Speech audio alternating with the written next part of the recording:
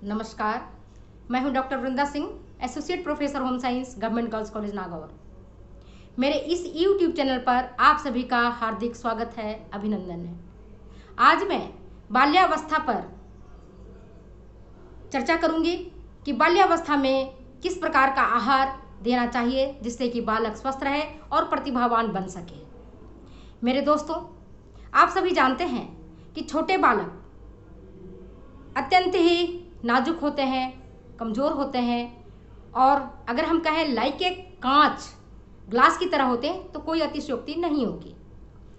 अगर उनके आहार पर, उनके भोजन पर ध्यान नहीं दिया जाता है तो बालक कुपोषित हो सकते हैं, संक्रामक रोगों से ग्रसित हो सकते हैं और बीमार हो सकते हैं और फिर उनका वृद्धि और विकास तो रुकेगा ही, साथ ही वो मानसिक रूप से भी कमज़ोर हो जाएंगे। माय डियर फ्रेंड्स, अब ये जानना हमारे लिए आवश्यक है कि किस अवस्था के बालकों को हम बाल्यावस्था के अंतर्गत लेते हैं। मेरे दोस्तों, इस उम्र को लेकर के विद्वानों में अलग अलग मत हैं। कुछ कहते हैं कि 3 से 6 वर्ष की जो अवस्था होती है वह पूर्व बाल्यावस्था कहलाती है, जिसे हम प्री स्कूल चाइल्डहुड कहते हैं, और 6 से 12 वर्ष की जो अवस्था होती है वह उत्तर बाल्यावस्था लेट चाइल्डहुड कहलाती है। मेरे दोस्तों, वही हर लोग कहते हैं कि जन्म से लेकर के 2 सप्ताह तक के जो बालक है वो शैशवावस्था में आते हैं और उसके बाद की अवस्था बचपनावस्था कहलाती है। खैर, जो भी हो, यहाँ हम जो पोषण के बारे में चर्चा करेंगे वह 1 वर्ष से लेकर के 5 वर्ष के बालकों के बीच की हम चर्चा कर रहे हैं कि उन्हें किस प्रकार का आहार दिया जाना चाहिए। अब आप समझ गए होंगे कि बाल्यावस्था में हम किन अवस्था के बालकों की भोजन के बारे में हम जानकारी प्रदान कर रहे हैं। मेरे दोस्तों, अब ये जानना आवश्यक है कि बाल्यावस्था में पोषण का क्या महत्व है। माय डियर फ्रेंड्स, आप सभी जानते हैं बाल्यावस्था अत्यंत ही महत्वपूर्ण अवस्था होती है और बाकी की सब अवस्था जो भी आती है, किशोरावस्था हो, युवावस्था हो और प्रौढ़ावस्था हो, बाकी की जो अवस्थाएं हैं उन सभी का आधार स्तंभ होता है बाल्यावस्था।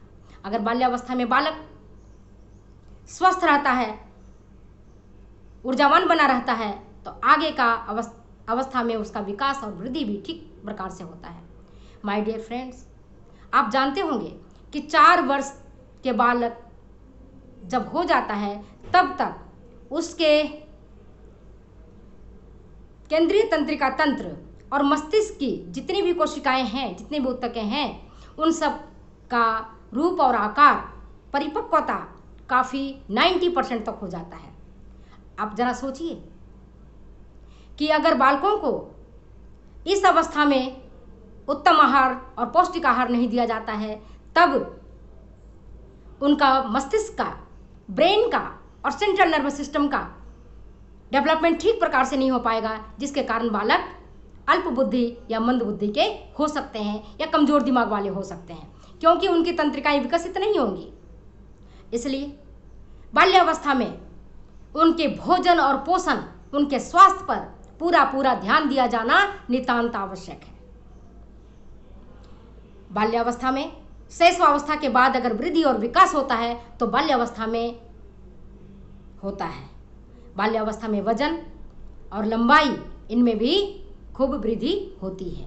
वजन जहाँ शैशवावस्था में आप देखते हैं कि जन्म के समय जिस बालक का वजन 3 किलोग्राम होता है, 6 माह में वही बालक का वजन उसके दुगुना और 1 वर्ष में तिगुना हो जाता है। वहीं अब आप हम देखते हैं कि इनकी वजन में भी वृद्धि होती है। 1 वर्ष के बालक का जो वजन होता है वह प्रति वर्ष 1 से 2 वर्ष के बालक का वजन 2.5 किलोग्राम तक बढ़ जाना चाहिए, और वहीं जो 2 से 3 वर्ष का बालक है उसका वजन 2 किलोग्राम तक बढ़ना चाहिए। 3 से 4 वर्ष का बालक का वजन आपका 1.9 किलोग्राम तक बढ़ जाना चाहिए। अगर इससे कम वजन में वृद्धि हो रही है तो ध्यान देने की ज़रूरत है और बालकों के विकास पर ज़रूरत है, आवश्यकता है कि उनके स्वास्थ्य पर ध्यान दिया जाए, उनके आहार पर ध्यान दिया जाए। मेरे दोस्तों, इसी तरह से बालकों की लंबाई में भी वृद्धि होती है। आप देखते हैं 1 वर्ष का बालक जितनी उसकी लंबाई है उससे उसका कम से कम 12.4 सेंटीमीटर तक की वृद्धि हो जानी चाहिए। जैसे जैसे उनका उम्र बढ़ता है और 4 से 5 वर्ष का अगर बालक है तो उसकी वृद्धि 7.9 सेंटीमीटर होनी चाहिए। अगर उनकी लंबाई में इससे कम वृद्धि हो रही है, यूँ तो आप जानते हैं कि बालकों की लंबाई वंशानुगत मतलब हेरिडिटी फैक्टर पर भी डिपेंड करता है। अगर माता पिता बौने होते हैं, उनकी लंबाई कम होती है या उनकी लंबाई अधिक होती है तो बालकों का बढ़वार भी उसी दृष्टि से होता है। लेकिन ये चीज़ जो मैंने आपको बताई है वो एक सामान्य सा है जिसमें कितनी बढ़वार उनकी होनी चाहिए। अब आप ये देखते हैं कि बालकों के वजन और लंबाई में शैशवावस्था की तुलना में धीमी गति से बढ़वार होता है। अब हम ये देखते हैं कि किन किन पोषक तत्वों की मांग शैशवावस्था में बढ़ जाती है। माय डियर फ्रेंड्स, आप जानते हैं छोटे बालक चंचल होते हैं। आप देखते होंगे 1 वर्ष से लेकर के 5 वर्ष के बालक घर के पूरे सदस्यों को दौड़ाते रहते हैं। अगर जरा से उनको छोड़ दीजिए, इधर उधर चढ़ जाएंगे, कुछ सामान को उठा पटक कर देंगे। अगर किताब पढ़ी है तो उसको उलटने पलटने लगेंगे, हो सकता है पन्ने भी फाड़ दें। किचन में चले जाएंगे तो कई सारे बर्तनों को इधर उधर कर देंगे, डब्बों को इधर उधर कर देंगे। तो क्रियाशीलता उनकी काफ़ी होती है। और जब उनकी क्रियाशीलता होती है तो मेरे दोस्तों उनको भोजन भी देना पड़ता है, कैलोरी की मांग बढ़ जाती है। 3 से 6 वर्ष के बालकों में जो कैलोरी मांग बढ़ती है वह आप जानते हैं उनकी ऊर्जा की मांग ज़्यादा हो जाती है और वो होती है 1690 किलो कैलोरी प्रति डे, प्रतिदिन। शुरू में 1240 किलो कैलोरी की ज़रूरत होती है 1 to 3 ईयर्स में, और 3 to 6 ईयर में जो मैंने आपको बताया 1690 किलो कैलोरी की ज़रूरत होती है। इसके लिए बालकों को आहार में आप कार्बोज युक्त भोजन खिलाएं। जैसे सभी अनाजों में कैलोरी की अच्छी मात्रा होती है या कार्बोज के अच्छे स्रोत होते हैं। इसके बाद गुड़, चीनी, शहद, ये सब कार्बोज के अच्छे स्रोत हैं। तो बालकों के आहार में अनाज शामिल करना चाहिए। इसी प्रकार से बालकों के वृद्धि और विकास के लिए, तंतुओं के टूट फूट की मरम्मत के लिए, नई कोशिकाओं के विकास के लिए प्रोटीन का होना नितांत आवश्यक है। पूर्व बाल्यावस्था में, अर्ली चाइल्डहुड में 22 से 30 ग्राम तक प्रोटीन की जरूरत पड़ती है और यह प्रोटीन उच्च जैविक मूल्य वाला होना चाहिए। कहने का तात्पर्य है मांस, मछली, अंडा, यकृत के माध्यम से और दूध से बने उत्पाद के माध्यम से, प्रोडक्ट के माध्यम से प्रोटीन मिलना चाहिए। अगर प्रोटीन उनको नहीं मिलता है, जैसा कि अभी मैंने आपको बताया कि ब्रेन का और सेंट्रल नर्वस सिस्टम की कोशिकाएं हैं, उनका 90% तक डेवलपमेंट और उनका जो पूरा मैच्योरिटी होती है वह हो जाती है। अगर उनके आहार में प्रोटीन की मात्रा कम होगी तो डेवलपमेंट नहीं हो पाएगा, मतलब ब्रेन टिश्यूज का डेवलपमेंट नहीं हो पाएगा। सेंट्रल नर्वस सिस्टम के जो तंत्रिकाएं हैं, जो नर्व्स हैं, उनकी डेवलपमेंट जितना होना चाहिए, जो मैच्योरिटी होना चाहिए, जो परिपक्वता होना चाहिए, वो नहीं होता है। इसलिए उनके आहार में उच्च जैविक मूल्यों वाला प्रोटीन दिया जाना चाहिए। वे माताएं जो गरीब हैं या जो मांसाहार का सेवन नहीं करते हैं, जो शाकाहार हैं, वे दूध और दूध से बने प्रोडक्ट्स बालकों को खिला करके उनके प्रोटीन की पूर्ति किया जाना चाहिए। बालकों में आप जानते हैं कैल्शियम, फास्फोरस, आयोडीन और आयरन की भी मांग बढ़ जाती है। हड्डियों की मजबूती, उनकी दृढ़ता, उनकी परिपक्वता के लिए आहार में कैल्शियम और फास्फोरस पर्याप्त मात्रा में होना चाहिए। दांतों के निर्माण में भी कैल्शियम और फास्फोरस की ज़रूरत होती है। मेरे दोस्तों, आप देखते हैं 1 साल के बालकों को के दांत निकलना शुरू हो जाता है और जब दांत निकलता है तो बालक बहुत ही कष्ट में होते हैं। अगर उनके आहार में कैल्शियम और फास्फोरस युक्त आहार है तो दांत निकलने में आसानी होती है। हड्डियों का जो आप देखते हैं कि बचपन अवस्था में, शैशवावस्था में उनकी हड्डियां बड़ी लचीली होती हैं, अस्थियां उसमें कम होती हैं और उपास्थि ज़्यादा होता है, कार्टिलेज ज़्यादा होता है। और उस उपास्थि का अस्थिकरण के लिए, ऑसिफिकेशन के लिए कैल्शियम का होना जरूरी है और तभी उनकी हड्डियां दृढ़ बनेंगी, मजबूत बनेंगी और परिपक्व होंगी। इसी प्रकार से आयरन की जरूरत है, लोहा की जरूरत है, क्योंकि लोहा अगर नहीं होगा उनके आहार में तब उन्हें रक्त अल्पता रोग हो जाएगा, एनीमिया हो जाएगा, बालक कमजोर हो जाएगा, उसके शरीर में खून की कमी हो जाएगी। और जब बालक के शरीर में खून की कमी हो जाएगी तो मेरे दोस्तों बालक को संक्रामक रोग घेर लेंगे। जैसे वर्तमान में कोरोना का जो कोविड-19 का जो आप लहर देख रहे हैं, छोटे बच्चे जल्दी ही संक्रमित हो जाते हैं। इसी प्रकार से स्वाइन फ्लू है या मलेरिया है या आपका टाइफाइड है, कई सारे असंक्रामक और संक्रामक infectious disease as well as दूसरे रोग भी उनको अपने चपेट में ले लेते हैं। इसलिए उनके आहार में लोहा से युक्त भोजन होना चाहिए। लोहे की प्राप्ति के लिए यकृत, जिसमें को आप लीवर कहते हैं, वो दीजिए, मछली दीजिए, मांस दीजिए। और जो लोग इसे नहीं देना चाहते हैं वो फल के माध्यम से, जैसे केला, अनार, हरे पत्तेदार सब्जियां, गुड़, इनमें लोहे की पर्याप्त मात्रा होती है जिसे आप खिला करके अपने बालकों को अच्छा बना सकते हैं।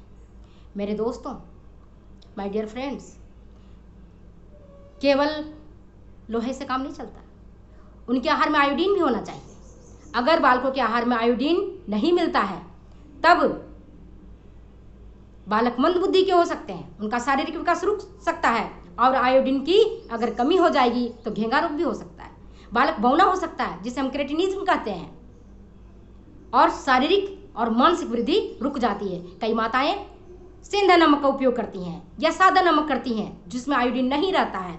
इसलिए बालकों के आहार में आयोडीन युक्त भोजन दिया जाना चाहिए।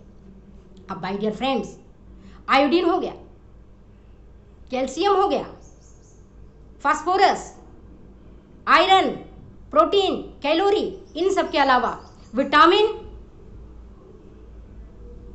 B1 जिसको हम थायमिन कहते हैं वो भी दिया जाना आवश्यक है। अगर थायमिन नहीं मिलेगा आहार में तो क्या हो जाएगा, उसे बेरी बेरी रोग हो जाएगा।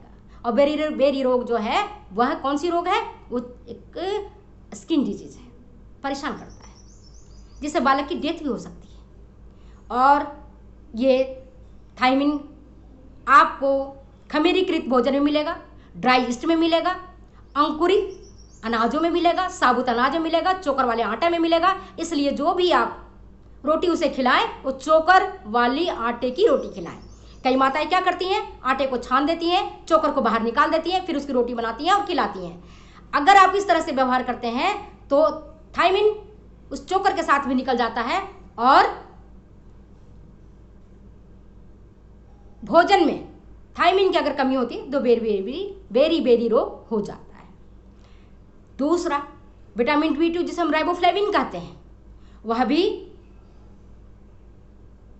बालकों को मिलना चाहिए। अगर राइबोफ्लेविन नहीं मिलेगा तो आप जो देखते हैं कई बालकों के दोनों होठों के जो दोनों किनारे होते हैं वो फट जाते हैं, उनमें घाव हो जाता है, उनसे खून निकलने लगता है, उनका होठ बैंगनी रंग का हो जाता है। ये राइबोफ्लेविन की कमी के कारण होता है। अब आप ये पूछेंगे राइबोफ्लेविन किस में मिलता है, तो जिन चीज़ों में आपने देखा थायमिन मिलता है उसमें ये राइबोफ्लेविन भी मिलेगा।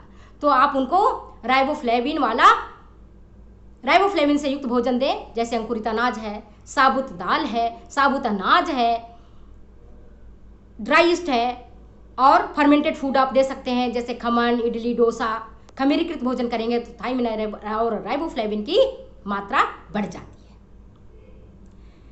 इसी प्रकार नियासिन की भी कमी से पेलाग्रा रोग हो सकता है और बालकों को पेलाग्रा रोग हो जाता है। मेरे दोस्तों, अगर बालकों को पेलाग्रा रोग से बचाना है तो बालकों के आहार में नियासिन से युक्त भोजन दीजिए। अब आप पूछेंगे नियासिन किस में मिलता है, तो देखिए यकृत में मिलेगा, मांस में मिलेगा, मूंगफली में मिलता है, ये सारी चीज़ों में आपको नियासिन मिलेगा। तो अगर नियासिन की कमी हो जाएगी तो बालकों को पेलाग्रा रोग हो जाएगा, और पेलाग्रा रोग को 3D डिजीज के नाम से जानते हैं। 3D मीन्स फर्स्ट डी क्या हुआ? Diarrhoea, second is dermatitis and third is dementia. और अगर इन तीनों पर कंट्रोल नहीं किया जाएगा, नियंत्रण नहीं किया जाएगा, तो चौथा डी भी हो सकता है, वो है बालकों का डेथ, डी फॉर डेथ। तो नियासिन भी बालकों के आहार में होना चाहिए। अब बालकों के आहार में विटामिन ए होना जरूरी है। अब आप ये कहेंगे विटामिन ए किस में मिलता है और इसके क्या काम है? मेरे दोस्तों, आप जानते हैं विटामिन ए आंखों के स्वास्थ्य के लिए आवश्यक है। अगर बालकों के आहार में विटामिन ए नहीं मिलेगा तो उसे रतौंधी हो सकता है, उसकी आंखें कमजोर हो सकती हैं, अंधता हो सकता है, और आप देखते होंगे कि चौथे 5वीं क्लास में जाते जाते बालकों को चश्मा भी दे लगाना पड़ता है। अगर बालकों को चश्मा से बचाना है तो मेरे दोस्तों उसके आहार में विटामिन ए से युक्त भोजन दीजिए। दूध और दूध से बने प्रोडक्ट में विटामिन ए की प्रचुरता रहती है। बटर में भी विटामिन ए मिलता है, जिसको आप मक्खन कहते हैं, उसमें भी मिलता है, मलाई में मिलता है। और हरे पत्तेदार सब्जियां और पीले फल जो भी पीले फल हैं, आप जानते हैं, जैसे आम है, पपीता है, इनमें भी विटामिन ए की प्रचुरता होती है। इसे बालकों को खिलाना चाहिए। विटामिन डी, बालकों के आहार में विटामिन डी का मिलना भी आवश्यक है। अगर विटामिन डी आप नहीं देंगे तो बालक को रिकेट्स रोग हो जाएगा। रिकेट्स मीन्स हड्डी दुर्बलता, उनकी हड्डियां कमजोर हो जाएंगी। मेरे दोस्तों, आप जानते हैं कि अगर बालकों को हम विटामिन डी नहीं देंगे तो रिकेट्स जो हमने अभी आपको बताया वो रोग हो जाएगा। और विटामिन डी आपको मुफ्त में मिलता है, उस सूरज के प्रकाश में मिलता है, सूरज की किरणों में मिलता है। अगर बालक को आपने जैतून के तेल से, नारियल के तेल से अथवा सरसों के तेल से मालिश करके थोड़ी देर तक धूप में खेलने के लिए छोड़ देते हैं या सुला देते हैं तो इसको विटामिन डी स्वतः ही मिल जाता है। अगर आप ऐसा नहीं कर पाते हैं तो आपको कॉड लिवर ऑयल देना पड़ेगा, क्योंकि बहुमंजिली इमारतें जहाँ होती हैं, बड़े महानगर हैं जहाँ बच्चों के खेलने कूदने के लिए इतनी सुविधा नहीं होती है, जहाँ बालक बाहर नहीं निकल पाते हैं, वहाँ पर विटामिन डी की कमी के कारण जो मैंने भी आपको बताया रिकेट्स रोग हो जाता है, और उसकी पूर्ति कॉड लिवर ऑयल के माध्यम से किया जाना चाहिए।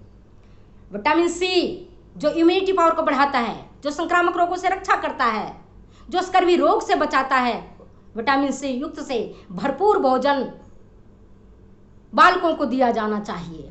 मेरे दोस्तों, अगर विटामिन सी से युक्त भोजन आप बालकों को नहीं देते हैं तो बालक इम्यूनिटी पावर कम हो जाएगा और बालक विभिन्न प्रकार के रोगों से ग्रसित हो जाएंगे। संक्रामक रोग उन्हें घेर लेगा, न्यूमोनिया, सर्दी, जुकाम, टाइफाइड, ऐसी रोग तो उन्हें आए दिन घेरता रहता है। इसलिए मेरे दोस्तों, अगर अपने बालकों को बचाना है संक्रामक रोगों से तो विटामिन सी से भरपूर भोजन उन्हें दीजिए। और खट्टे फलों में जिसमें आंवला, अमरूद, नींबू, संतरा, मौसम्मी, ये इनमें विटामिन सी की प्रचुरता रहती है। इन्हें बालकों के आहार में अवश्य ही सेवन करना चाहिए। अब आप समझ गए होंगे कि किन किन चीज़ों की, किन किन पोषक तत्वों की बालकों के आहार में शामिल करना है।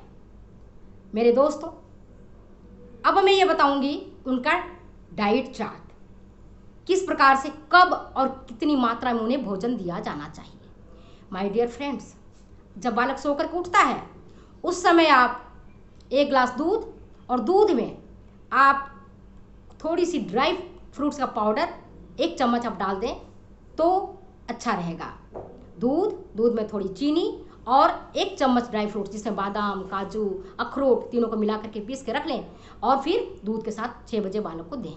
7:30 बजे बालक को खिचड़ी या दलिया आप मीठा भी दे सकते हैं, और सब्जी और दाल वाला भी नमकीन दलिया भी दे सकते हैं, नमकीन खिचड़ी दे सकते हैं, और खिचड़ी में दाल और सब्जियां डालें, टमाटर डालें, जो कि पौष्टिक भी रहे और सभी चीज़ उसमें मिल जाए। 7:30 बजे आप दलिया या खिचड़ी दें, या ब्रेड जैम दे सकते हैं, ब्रेड बटर दे सकते हैं, साथ में 1 अंडा दें। और अंडे के साथ ही अगर आप चाहें तो कोई सा भी मौसम का 1 फल, छोटा सा 1 फल या आधा फल काट करके आप बच्चे को दीजिए, जिससे कि उसे पोषण मिले। 11 बजे बालक को मौसमी फलों के रस दीजिए। अंगूर का रस दे सकते हैं, अनार का रस दीजिए, संतरे का रस दीजिए, जो भी मौसम का फल है उसका रस आप 150 से 200 मिलीलीटर तक आप एक छोटा ग्लास बालकों को दीजिए। और इसके बाद आप